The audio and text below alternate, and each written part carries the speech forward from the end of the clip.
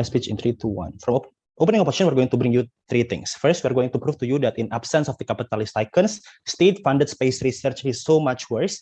Number 2, we're going to explain how do we have better, a more inclusive, more innovative, and more risk-averse process of space explorations in opening opposition. And lastly, how do we get the benefits not only for the space race exploration, but also for the worldly, earthy benefits of jobs and more worldly innovations. So number 1, about why state-funded space exploration is bad.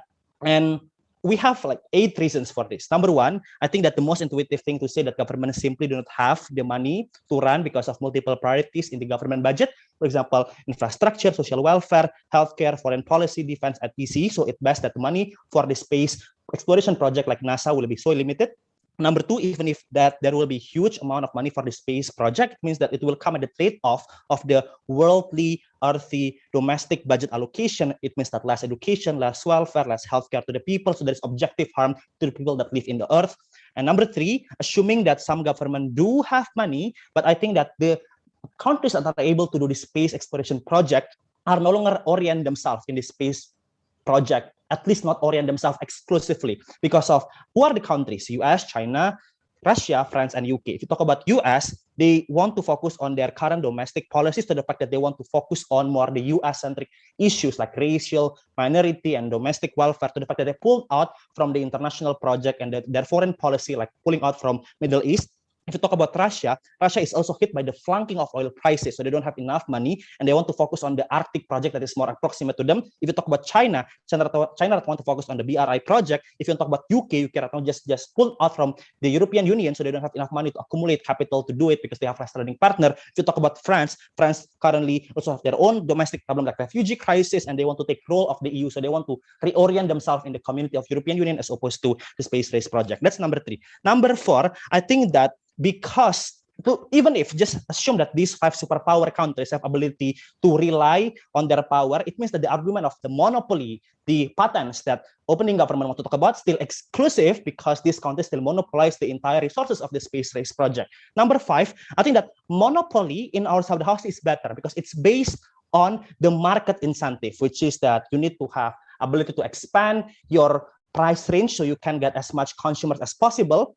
Even if you don't have that much of consumers, it means that there are going to be other competitors that come in that will try to do more market segmentation to the lower of the class of society because of the saturation in the higher top tier ends of this research. On the rest of the house, there will be monopoly based on political ideologies of this country. It means that if you have more alliances to China, if the one that gets to be able to the one that innovate and get research of this moon project is the US, but because of the virtue that you ally with China, you don't get a lot of this research. And I think more than that, monopoly based on the state-funded research is bad because they want to focus more on the benefit of the country itself. For example, militarizing the space.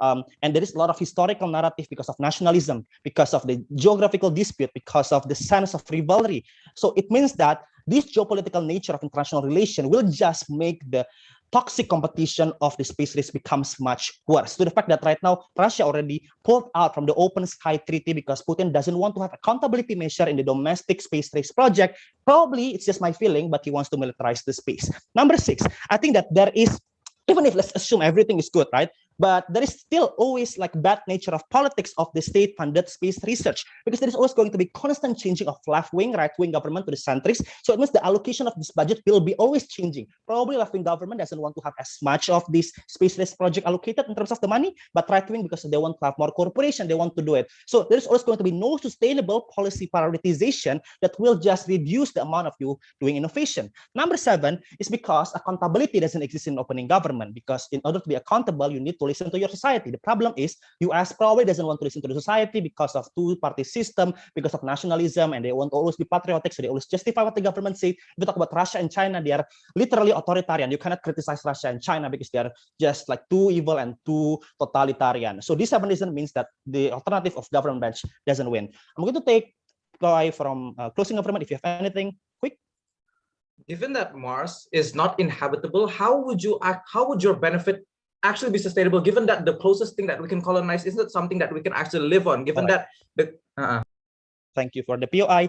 So this is the comparative. How do we have a better, more inclusive, more innovative, and more risk-averse process of space exploration in OO? So what you want to have in order to have good space exploration project is to have this A, capital, and B, sustainability of policy efficacy, and C, better risk management.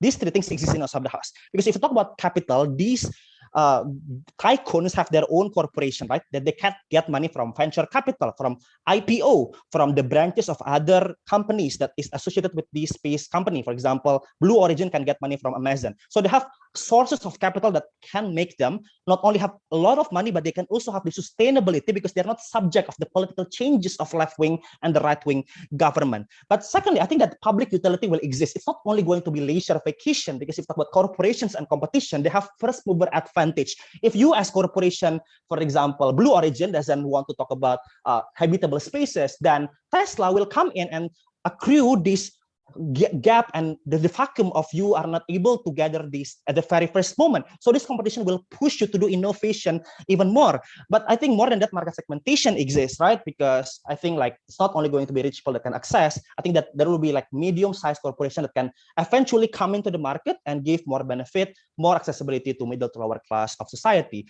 So in outside the house, more than that, we have better risk management process, because if you talk about space exploration, there is space debris.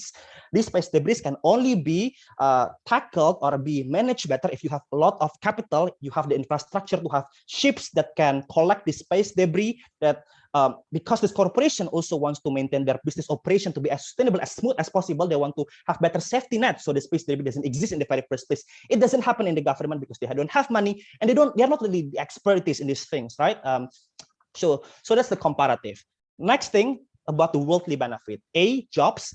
Because now if Tesla want to make space parts of the space project, they need to employ as many people as possible. That's the reason why Tesla built like a company and factories that employ a lot of laborers in Indonesia. On the side, the house government only wants to give jobs to their own people because of the nationalistic sentiment, because of the public backlash of the people. If they don't give jobs, or if they outsource the benefit to other people, they are going to get public backlash.